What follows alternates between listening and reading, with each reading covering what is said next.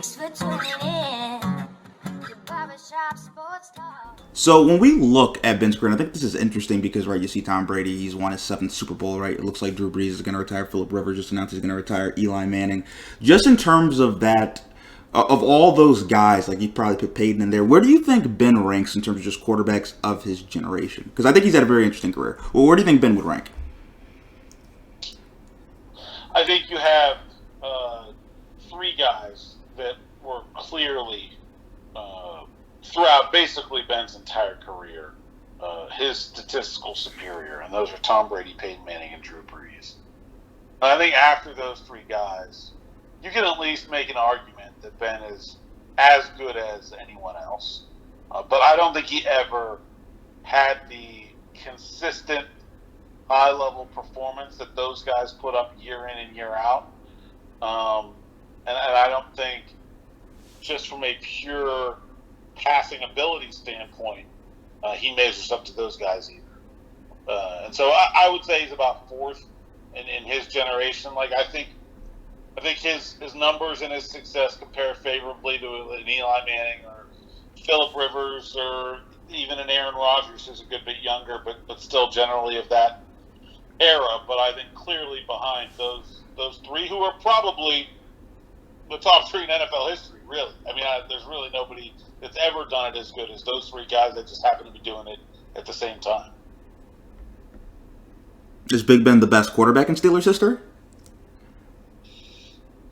Yeah, I mean, I'm not old enough to have watched Terry Bradshaw play, but I think so. I mean, I think it's really hard.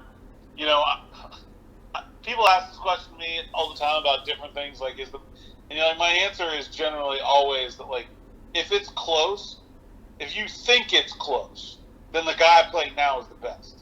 Because when we look at sports where it's not a team sport, it's an individual sport, like the fastest guy in 100 meters in 1975 is like a scrub at a D2 college right now.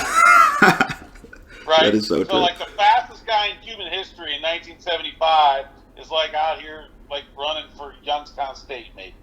Okay, so like if we assume that athletic advancement has been roughly the same across all athletic fields and not just places where, like, you know, it's an athlete against a clock, but athlete against an athlete, then every NFL player in the league right now is better than every NFL player that ever played before like 1980.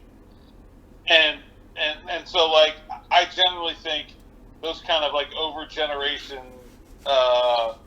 comparisons are pretty difficult to make.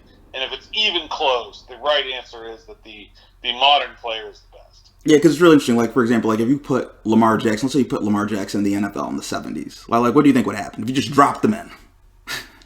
Well, I don't know. See, that's like, you can put, I don't know. I think there would have been some stubborn offensive coordinator that would have like made him stand in the pocket and throw like checkdowns or something. I don't know. If you'd have, like, that's like, Cordell Stewart has been in the news in Pittsburgh this week because he wrote a big thing in the Players Tribune about some significant mistreatment that he got from the media and the fan base during his time in Pittsburgh. But it's been kind of said that was a guy that was pretty far ahead of his time. And even when he was playing in the early 90s, or I'm sorry, the late 90s and the early 2000s, he wasn't really given the ability to do a lot of the things that you know, a Pat Mahomes or a Kyler Murray or a Lamar Jackson is allowed to do now. And so I'm not sure that there would have been coaches that would have been forward-thinking enough if you put Lamar Jackson that it made him a wide receiver. That's what that had done with him. That it played him a wide receiver. Because I don't think they would have taken full use of his abilities. And I'll be perfectly honest, I think race is a big part of it. I don't think there were teams in the 1970s that would have seen a black man as a quarterback. That'd have been like, oh, you're real fast, and yeah, you can go over there. Go talk to the wide receivers coach.